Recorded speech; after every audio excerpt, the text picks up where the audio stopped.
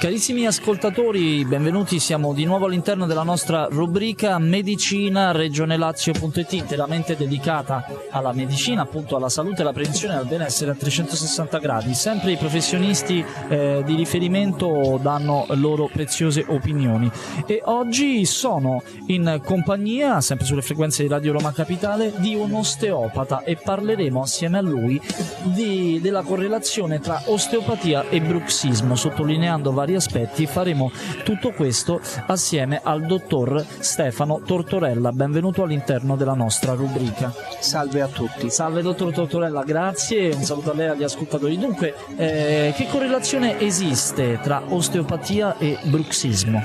Allora, innanzitutto iniziamo a spiegare che cos'è questo bruxismo.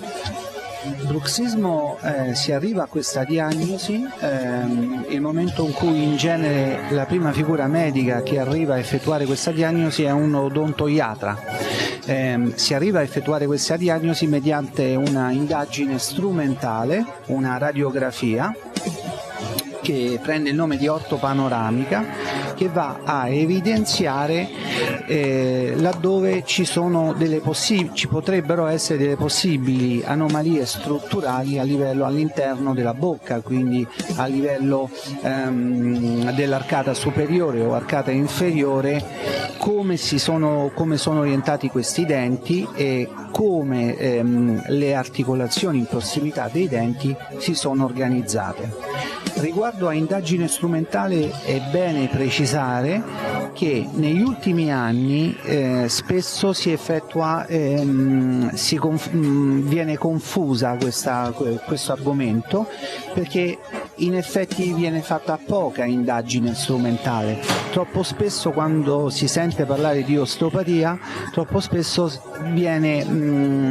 si sentono queste relazioni dove si parla di visione olistica, valutazione olistica, e troppo spesso anche l'osteopatia non parte mai da un'indagine scientifica, un'indagine strumentale. È già un importante, un interessante punto di partenza. Condividiamolo assieme agli ascoltatori tramite sempre i canali social di riferimento che tanto sono utili nel quotidiano, e facciamo un passo in avanti.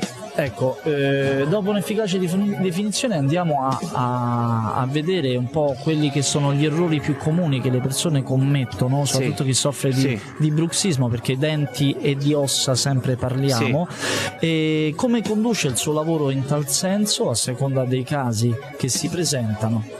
Allora, una volta ripeto che il paziente arriva già con questa diagnosi, l'osteopata è obbligato, in base alla sua professionalità, continuare una ricerca mediante valutazioni strumentali, una ricerca che va a rilevare la sua postura, la sua postura globale. E anche qui è importante specificare ai nostri spettatori che l'analisi posturale deve essere obbligatoriamente un'analisi strumentale, soprattutto eseguita con una telecamera optoelettronica, e quindi in uno studio, in un laboratorio di biomeccanica, laddove si vengono analizzati ed evidenziati tutti i partner neuromuscolari e il comportamento a livello analitico delle nostre articolazioni.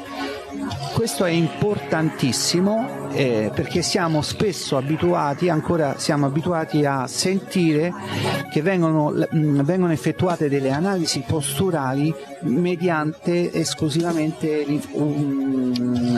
la valutazione visiva e insieme all'utilizzo di test manuali. Questo non è scientifico, quindi bisogna informare le persone, appunto, che quando si parla parla di analisi posturale è obbligatorio pensare a un laboratorio di biomeccanica con telecamere optoelettroniche. L'analisi visiva assolutamente ci può dare delle informazioni, ma sono insufficienti per l'utilizzo poi di una strategia osteopatica.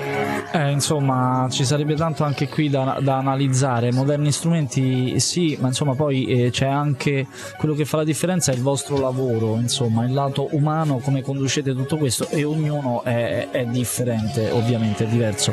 Ecco, di cosa si è reso consapevole nel tempo? Perché insomma stiamo parlando dell'osteopatia stessa, che è una realtà molto importante, che meriterebbe sicuramente, per quanto ha guadagnato, ancora più attenzione e valorizzazione. E insomma, di cosa si è reso consapevole nel suo lavoro e nella sua esperienza? Allora, io vengo da esperienza a livello nazionale e internazionale, sia in campo medico, dopo aver lavorato e aver svolto il ruolo di docente in strutture universitarie, e in campo sportivo, dopo aver fatto delle esperienze di livello internazionali con società Medical Partner Scuderia Ferrari. E in entrambi i casi, sia nella medicina classica e nella medicina sportiva, la figura dell'osteopata deve necessariamente avere una valenza scientifica, non solo olistica. Certo. E questo è fondamentale a difendere questa scienza che è l'osteopatia, ma a difendere anche e soprattutto laddove ci sono delle accademie, delle scuole di formazione, che appunto in genere sono scuole che vengono effettuate in 6 anni, ma anche all'interno di queste scuole troppo spesso vengono effettuati dei test manuali visivi senza assolutamente avere la presenza della tecnologia. L'osteopata deve essere non solo preparato dal punto di vista culturale, quindi conoscere l'anatomia, la fisiologia, la biologia, la biomeccanica, ma deve interagire necessariamente con tutto quello che la tecnologia ci può dare. Assolutamente, insomma direi che ci deve essere un giusto mix connubio tra tecnologia e progressi, insomma, anche che i moderni macchinari possono offrirci, e anche però dall'esperienza professionale di chi, del professionista di riferimento. Insomma, anche questo è un discorso molto vasto. Ecco, come è cambiato sostanzialmente, torniamo anche alla correlazione tra osteopatia e bruxismo, perché il bruxismo è un problema che riguarda tante persone, uomini e donne. Chi colpisce maggiormente nella popolazione e di solito a quale età si verifica? Allora, questa patologia, innanzitutto spieghiamo cos'è questo bruxismo. In genere la persona che è affetta da bruxismo cosa fa? Digrigna i denti in maniera involontaria, soprattutto la notte. Le cause del bruxismo non sono solo strutturali, quindi biomeccaniche, ma possono avere relazioni anche in funzione a un'alimentazione non sana, non corretta, a uno stile di vita non sano, all'utilizzo di alcol, bevande troppo energetiche, e ha problemi caratteriali dal punto di vista emozionale, emotivo. In genere la persona che è affetta da bruxismo è una persona che vive a livello comportamentale all'interno della società utilizzando un comportamento troppo rigido, troppo in tensione, e quindi questo si ripercuote su tutta la muscolatura, su tutte le catene muscolari e quindi su tutte le articolazioni. Certo. Ovviamente per aiutare questi pazienti, queste persone, una volta fatta una diagnosi, è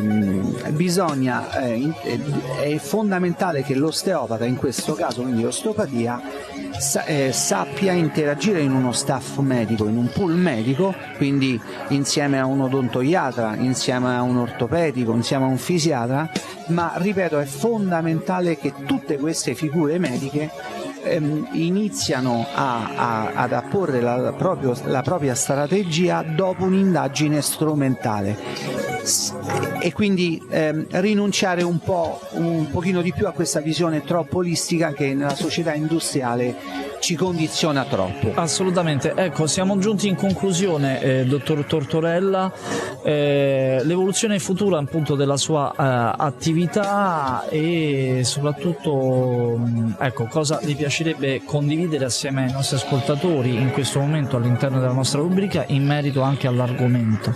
Allora, il consiglio che mi permetto di dare un pochino a tutti quanti è questo: si parla, continuiamo sempre a sentire che per risolvere tanti problemi di biomeccanica o problemi posturali è sufficiente fare dello sport e fare del movimento.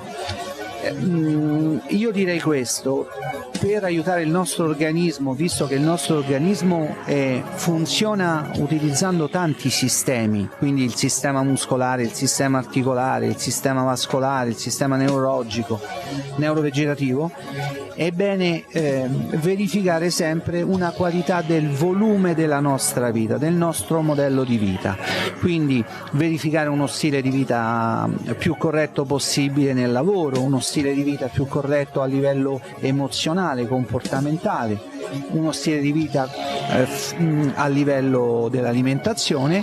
Sicuramente il movimento è importante, ma deve essere anche quello un movimento svolto con serenità, senza entrare in competizione né nello sport e neanche nella vita privata. Assolutamente, io non posso che ringraziarla, insomma il quadro generale è completo, abbiamo parlato di parecchi aspetti e la ringrazio per questo. Giunti in conclusione diamo i contatti agli ascoltatori, le auguro ovviamente il meglio per la gestione futura della sua attività. Grazie a lei. Il 366-3153-033 è il numero del dottor Stefano Tortorella, l'indirizzo dello studio Piazzale Flaminio 9 Prati, Roma, la pagina Facebook Osteopatia Tortorella, una pagina completa di foto e descrizioni, mettete tanti like, mi piace, condividete e fate girare, c'è veramente tanto all'interno della pagina, e un sito web efficace, stefanotortorellaosteopata.it, home page iniziale e le varie pagine interne tutte da sfogliare navigando pian piano con la necessaria dovuta attenzione, un sito veramente efficace costruito ad hoc.